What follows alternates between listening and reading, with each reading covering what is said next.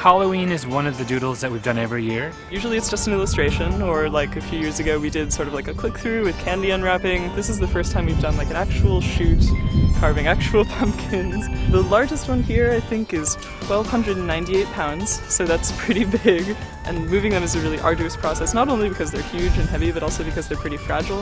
If we aren't careful, the whole pumpkin could collapse. So we want to make sure that they're creative and they're beautiful and they're artistic, but we also need to make sure that they're structurally sound. Taking something this large and then knowing that you could possibly screw it up in front of the entire world or whoever's going to see the doodle is a little intimidating. I'm carving the big G, which is a lot of responsibility. If you can't read the big G, the rest of the logo isn't really readable at all. I'm doing the first O. A little less pressure on me because it's the one set of duplicate letters. I have really begun to create the fangs that will mark my O, my monster O. It's been pretty challenging. I spent the first part of the morning figuring out which side of the knife was sharp, and now that I've figured that out, it's been playing catch up with the rest of the gang. I'm working on the letter L of the Google logo, and I wanted to do kind of a straightforward typographical L, pretty close to the one that actually appears on the homepage. I am the E. So this guy right here is 900 pounds. I think that Biggest pumpkin I've ever carved. I didn't know it was going to be like this solid, so it was pretty difficult to carve into. The walls, at least mine, is like 6 inches deep. So I actually had to work with this big saw, like this big, eventually, to get this hole out of the pumpkin. Because a regular pumpkin's about human head size, and this is much, much larger, the power dynamic is sort of shifted where instead of sort of feeling in control, you think at any given time this could potentially consume you.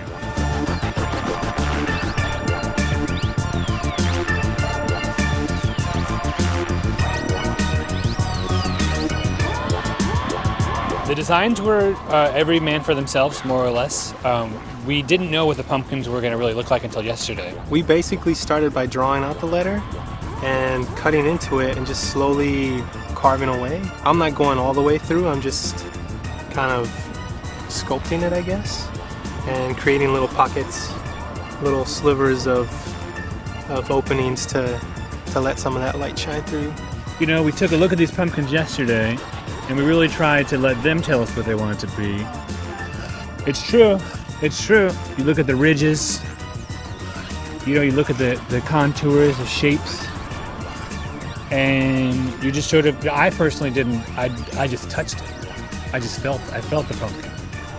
And through a series of, I mean, I don't want to say a psychic connection, I'm not a superstitious person, but there's some sort of communication happened. It's been really fun, and just to see how excited people are. We've had a lot of people coming up to the pumpkins, and we had some people even show up in costume, and I think it just kind of brings out that sort of playful, youthful side of everybody, and it's just fun to be around that kind of energy. A lot of those people didn't even know until today we were doing this. They just happened to have costumes at their desks. So. We got some pretty cool ones. There was an android. We had the Peg Man from Maps make an appearance, which was pretty cool. We had a Santa Claus. We had a couple construction workers. We had a dinosaur. It was really nice to see all the other people who weren't carving just do their thing. This is the last piece of my pumpkin. Not bad, actually. You know, it's really fun just to be out here as a team and to goof around, but to have sort of a unified creative goal in mind, and really looking forward to seeing how it lights up. I think that's going to be sort of the payoff. What we're doing with these light bulbs is we're faking candles. They're all on a flicker box, which is going to have them constantly be dimming up and down to simulate candlelight. We hope our users get a kick out of it, seeing the time lapse of us, you know, carving these away, and then the finale of lighting them up. So yeah, hopefully it'll surprise them, and it should be cool.